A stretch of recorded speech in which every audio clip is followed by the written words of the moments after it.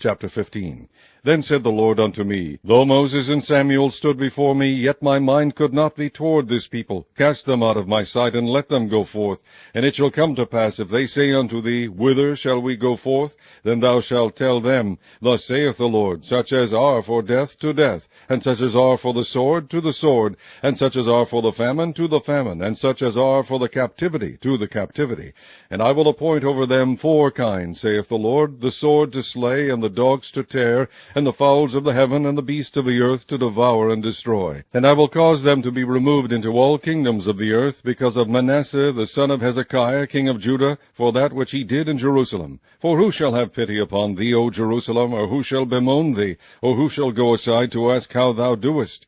Thou hast forsaken me, saith the Lord, thou art gone backward, therefore will I stretch out my hand against thee, and destroy thee. I am weary with repenting, and I will fan them with a fan in the gates of the land. I will bereave them of children, I will destroy my people, since they return not from their ways. Their widows are increased to me, above the sand of the seas. I have brought upon them against the mother of the young men a spoiler at noonday. I have caused him to fall upon it suddenly, and terrors upon the city.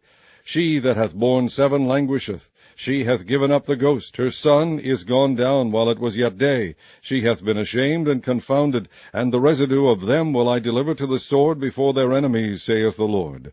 Woe is me, my mother, that thou hast borne me a man of strife and a man of contention to the whole earth. I have neither lent on usury, nor men have lent to me on usury, yet every one of them doth curse me. The Lord said, Verily it shall be well with thy remnant. Verily I will cause the enemy to entreat thee well in the time of evil and in the time of affliction. Shall iron break the northern iron and the steel?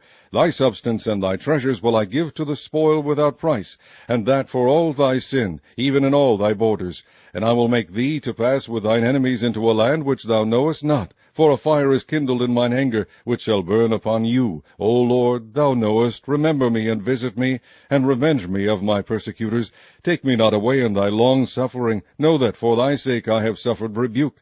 Thy words are found, and I did eat them, and thy word was unto me the joy and rejoicing of mine heart. For I am called by thy name, O Lord God of hosts.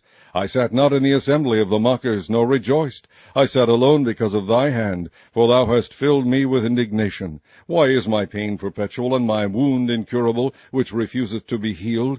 Wilt thou be altogether unto me as a liar, and as waters that fail? Therefore thus saith the Lord, If thou return, then will I bring thee again, and thou shalt stand before me. And if thou take forth the precious from the vial, thou shalt be as my mouth. Let them return unto thee, but return not thou unto them. And I will make thee unto this people a fenced brazen wall, and they shall fight against thee, but they shall not prevail against thee, for I am with thee to save thee and to deliver thee, saith the Lord. And I will deliver thee out of the land of the wicked, and I will redeem thee out of the hand of the terrible.